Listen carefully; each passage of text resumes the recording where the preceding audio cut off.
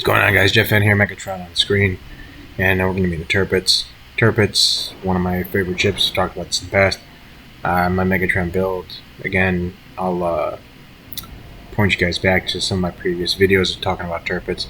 But basically, the gist of it is, I think that the Megatron build exemplifies everything that makes Tirpitz great. You see there, I'm just looking at the turrets. You know, I really enjoy this ship. I like this ship. Iowa pops up there. We're going to send a couple shots out.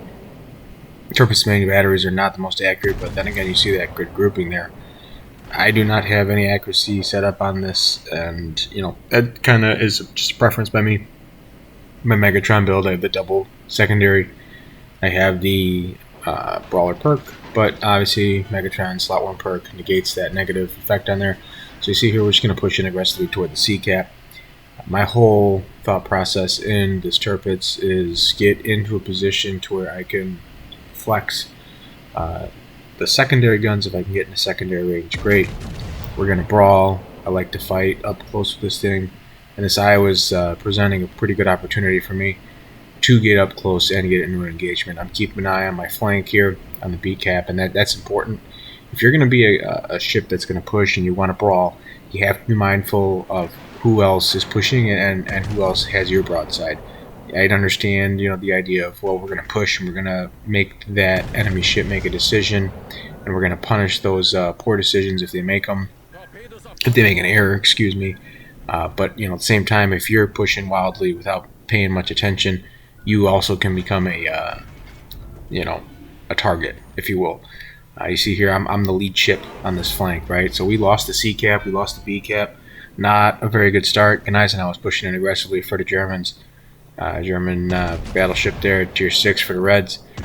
One of the more underrated ships. Secondaries are popping off here. You're seeing secondary hits pop up on the right side, up to 6 secondary hits. Leander's going to come around the corner. He's obviously in a failed tier division with the tier 6. Real quick on that, do not do this to your team. You're not doing anything good to your team when you do this. So you see here, Leander pops up. I'm going to send a couple of shots out. Again, you saw Leander pop up and you saw Jervis pop up, which means what? Torpedoes are on the way. So I'm cutting it in. I'm expecting to see torpedoes. And obviously this Leander is getting chewed up here by my secondaries. You know, we're up to what, 28 now, 30 plus secondary hits. We're sending out more shots there, another 2 standard pens. Obviously, you see here, Jervis is going to miscalculate on the torps. Yes, the single stack is a big time benefit, but when you don't anticipate battleship turning out, you're gonna pay the price for that. Leander was obviously not paying attention. He rammed right into the Iowa. So now there's our first kill. It's close quarter. That's it. That's our first blood and a close quarter. We're up to 45,000 damage, like 44 minutes into this. So, you know, it's just pretty wild. So you see Gneisenau now there. We're gonna send a shot out to him. We sent the torpedoes out at the Iowa. Two torpedo hits. Now here's the thing. Okay, looking back on this match, should have probably shot again at the Gneisenau. Now I'm not going to. My idea here is to get past the Iowa and try to get a nice salvo right underneath that turret. And you see, I did try to get it, and then I'm trying to aim waterline there.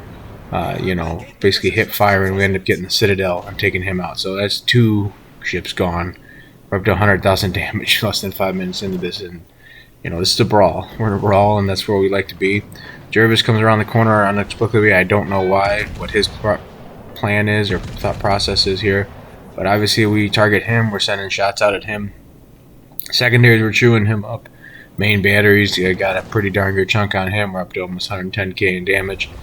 This is kind of the situation that Tirpitz loves. Okay, if you're going to get battleships that are going to push aggressively and give you that opening, you know, the 19.5 second reload on this thing with the 8.7 kilometer secondaries, the really good brawling turtleback armor.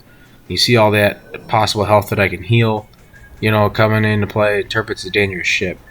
You saw there before I was slowing a little bit, just kind of trying to play with the throttle a little bit. So if Gneisenau did send torpedoes, which she did, or he did, being a German ship, you know, we were able to negate that and make sure that we didn't get punished by it. So now Gneisenau is pretty much dead to rights.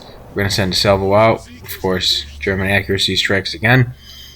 So there, that right there, you see the negative side to this build. But secondaries are chiming in. They're chewing them up. We get a fire off the secondaries. We have 6 secondary hits on Ganiza now, make it 9. I mean, these secondaries are not, they're not good, but they're not nearly as bad as they were before. So you see there, the main batteries get reloaded. We end up taking out Ganiza now. And that's our 3rd kill, 109,000. So again, I just like to talk about why Tirpitz is, Tirpitz used to be really powerful, but it still is a good ship. Maybe a little bit power crept by some of the new ships coming out, but Tirpitz, obviously, based on that game, can still get it done. If you like the video, guys, leave it a like. We'll see you guys out on the high seas. Take care.